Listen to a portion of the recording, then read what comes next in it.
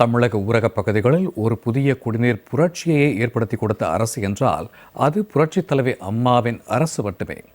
அந்த அளவிற்கு பல்வேறு குடிநீர் திட்டங்களை செயல்படுத்தி மக்களின் குடிநீர் தேவையை பூர்த்தி செய்ததோடு சுகாதாரமான குடிநீரையும் சாத்தியப்படுத்தி கொடுத்தது புரட்சித் தலைவி அம்மாவின் அரசு. மாண்புமிகு அம்மா எடுத்த நடவடிக்கைகள் என்ன பார்க்கலாம் விரிவாக.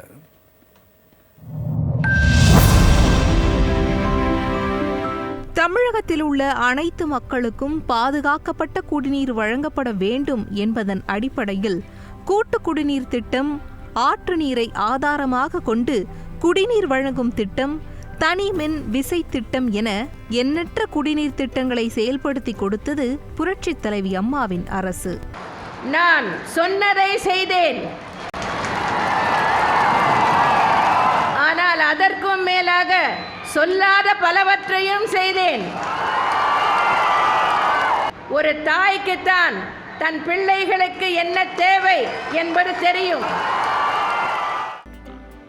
சிவகங்கை மாவட்டத்தில் உள்ள திருப்புவனம், மானாமதுரை, கண்டனூர், நாட்டரசன்கோட்டை, கோட்டையூர், புதுவயல், கானாடு காத்தான் மற்றும் பள்ளத்தூர் ஆகிய 8 பேரூராட்சிகள் மற்றும் 2297 ஊரக குடியிருப்புகளுக்கு காவேரி ஆற்றினை நீராதாரமாக கொண்டு கூட்டு குடிநீர் திட்டம் செயல்படுத்தப்பட்டது. கன்னியாகுமரி மாவட்டம் இரணியல் ஊராட்சி மற்றும் 319 ஊரக குடியிருப்புகளுக்கான கூட்டு குடிநீர் திட்டம், பத்மநாபபுரம் மற்றும் காட்டாத்துறை கூட்டு குடிநீர் திட்டங்கள் ஆகியவற்றை மேம்படுத்தும் வகையில் 2,78,570 மக்கள் பயன்பெறும் வண்ணம் பொதுவான குடிநீர் சுத்திகரிப்பு நிலையத்துடன் கூடிய கூட்டு குடிநீர் திட்டம் செயல்படுத்தப்பட்டது.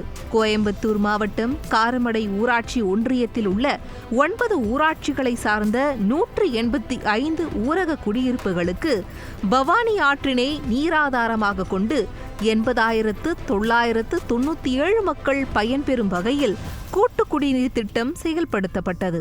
ஈரோடு மாவட்டம் பவானிசாகர் மற்றும் நம்பியூர் ஒன்றியங்கள், காரப்பாடி மற்றும் 5 ஊராட்சிகளை சார்ந்த 88 ஊரக குடியிருப்புகளுக்கு பவானி ஆற்றினை நீர் ஆதாரமாக கொண்டு 18,731 மக்கள் பயன்பெறும் வகையில் கூட்டு குடிநீர் திட்டம் செயல்படுத்தப்பட்டது. விருதுநகர் மாவட்டம் ராஜபாளையம் நகராட்சி தற்போது தென்காசி மாவட்டத்தில் உள்ள சங்கரன் கோவில் மற்றும் புளியங்குடி நகராட்சிகளில் உள்ள 2,81,000 மக்கள் பயன்பெறும் வகையில் கூட்டு குடிநீர் திட்டம் செயல்படுத்தப்பட்டது.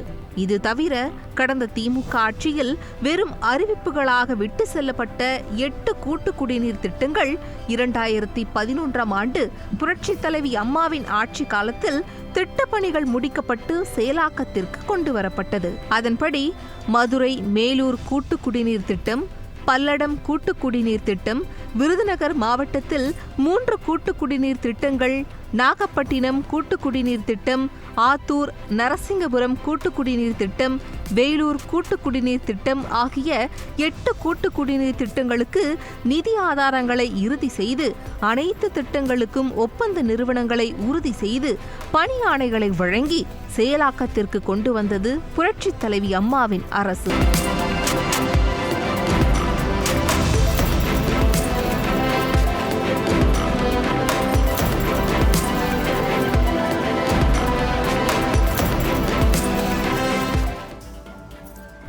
அது மட்டுமின்றி குடிநீர் பற்றாக்குறை உள்ள 69 ஊரக குடியிருப்புகள் மற்றும் 30 பேரூராட்சிகளில் எதிர்மறை சவ்வோடு பரவுதல் நிலையங்கள் அமைத்து குடிநீர் வழங்கிட வழிவகை ஏற்படுத்தி கொடுத்ததும் புரட்சித் தலைவி அம்மாவின் அரசுதான்.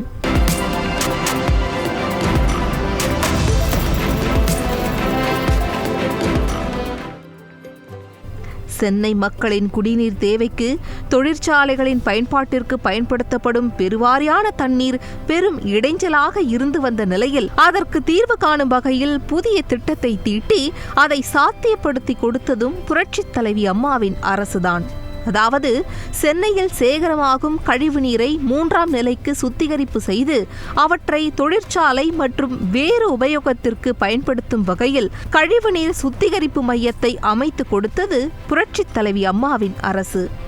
சென்னை குடிநீர் வாரியத்தால் கோயம்பேட்டில் நாளொன்றுக்கு 45 மில்லியன் லிட்டர் உற்பத்தி செய்யும் திறன் கொண்ட 3ஆம் நிலை கழிவுநீர் சுத்திகரிப்பு நிலையம் அமைத்து அந்த நீரை சிப்காட் நிறுவனத்திற்கு சொந்தமான இருங்காட்டுக்கோட்டை, ஸ்ரீபெரும்புத்தூர் மற்றும் ஒரகடம் ஆகிய பகுதியில் அமைந்துள்ள தொழிற்சாலைகளின் பயன்பாட்டிற்கு எடுத்து செல்ல சுமார் 60 கிலோமீட்டர் நீளத்திற்கு குழாய்கள் பதித்து பணியை முடிக்க 15 ஆண்டுகளுக்கு திட்டம் வகுக்கப்பட்டு செயலாக்கத்தில் உள்ளது.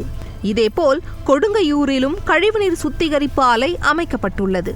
இது மட்டுமல்லாமல் மக்களின் குடிநீர் பிரச்சினைக்கு நிரந்தர தீர்வு காணும் வகையில் புதிதாக கடலூர், தஞ்சாவூர், திண்டுக்கல், சேலம் உள்ளிட்ட மாவட்டங்களில் தலா ஒரு கூட்டு குடிநீர் திட்டமும், புதுக்கோட்டை மாவட்டத்தில் 2 கூட்டு குடிநீர் திட்டங்களும் என மொத்தம் 8 பெரிய கூட்டு குடிநீர் திட்டங்களை செயல்படுத்தியது புரட்சித் தலைவி அம்மாவின் அரசு.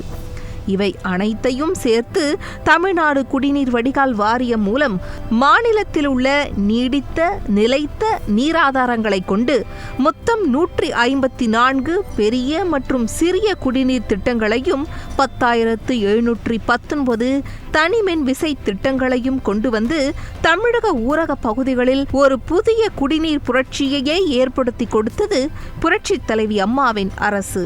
இவை எல்லாவற்றிற்கும் மேலாக தருமபுரி மற்றும் கிருஷ்ணகிரி மாவட்ட மக்களின் நீண்ட நாள் கனவு திட்டமான ஒகேனக்கல் கூட்டு குடிநீர் திட்டத்தையும் நிறைவேற்றி கொடுத்ததும் புரட்சித் தலைவி அம்மாவின் அரசுதான். 1986ஆம் ஆண்டு புரட்சித் தலைவர் எம்ஜிஆர் முதலமைச்சராக இருந்தபோது ஒகேனக்கல் கூட்டு குடிநீர் திட்டத்தை நிறைவேற்றுவதற்கான விரிவான திட்ட அறிக்கை தயார் செய்யப்பட்டது.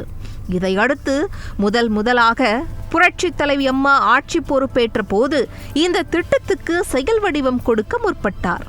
ஆனால் போதிய நிதி உதவி கிடைக்காததன் காரணமாக அது தடைப்பட்டது.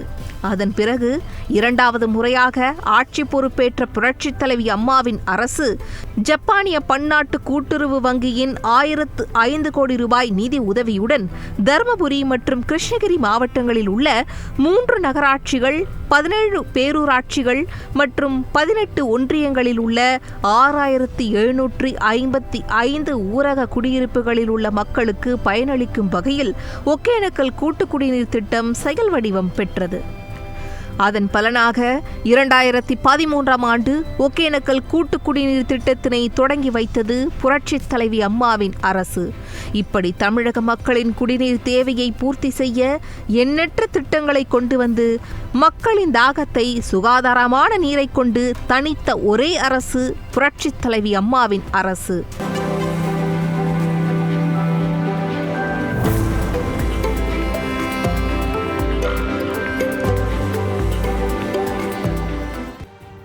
ஆனால் இன்றைய திமுக ஆட்சியிலோ சீர்கெட்ட ஆட்சி நிர்வாகத்தால் எந்தவித பராமரிப்பும் இல்லாமல் ஆங்காங்கே குடிநீர் குழாய்கள் உடைந்தும் பழுதடைந்தும் மக்களின் குடிநீர் திட்டங்கள் அத்தனையும் நட்டமாகி வருவதுதான் மிச்சமாக உள்ளது.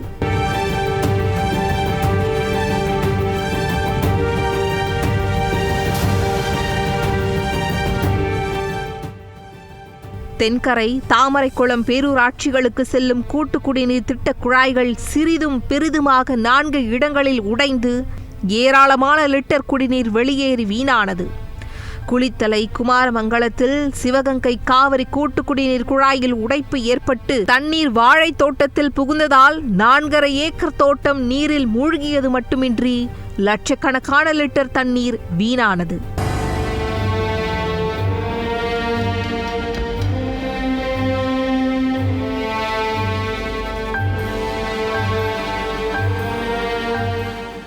குறிச்சி, குனியமுத்தூர் கூட்டு குடிநீர் திட்ட குழாயில் உடைப்பு ஏற்பட்டு சாலைகள் வெள்ளக்காடாக மாறியது.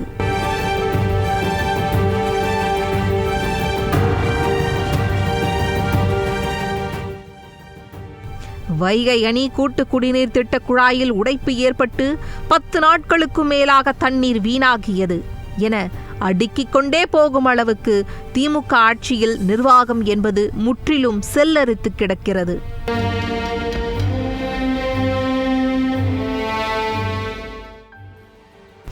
புரட்சி தலைவி அம்மாவின் ஆட்சியில் அந்தந்த மாவட்டங்களில் அமைக்கப்பட்ட கூட்டு குடிநீர் திட்டங்கள் விரிவாக்கம் செய்யப்பட்டு அந்த மாவட்டத்தின் கடைக்கோடி மக்களுக்கும் சுகாதாரமான குடிநீர் சென்றடையும் வகையில் விரிவாக்க நடவடிக்கைகள் முன்னெடுக்கப்பட்டன.